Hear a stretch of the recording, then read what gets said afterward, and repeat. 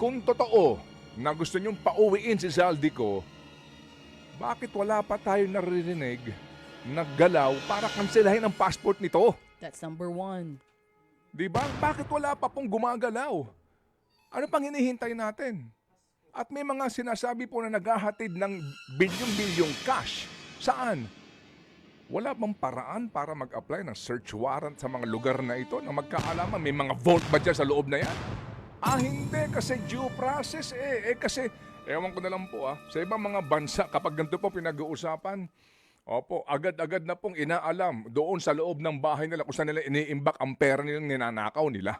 Hindi po ba? Dito po sa atin, hindi.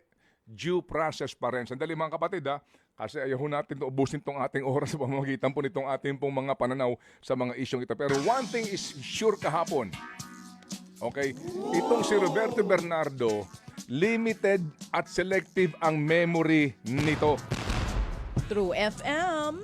Opo, limitado lang po ang kanyang memory. Selective lang po ang kanyang memory. Okay, kung bakit, mamaya pag-uusapan po natin tong isyong ito. But by the way, ang magandang balita ho pala, sabi sa atin sa Vince kahapon, yun daw pong kaap nagsabi na lahat daw po ng eroplano ni Zaldico ay wala pang na-de-register. Ibig sabihin, lahat daw po ay sa Pilipinas, RP pa ho ang mga tail number nito, kaya hindi po ito maaari pong maibenta sa 50 panig ng mundo. Alright.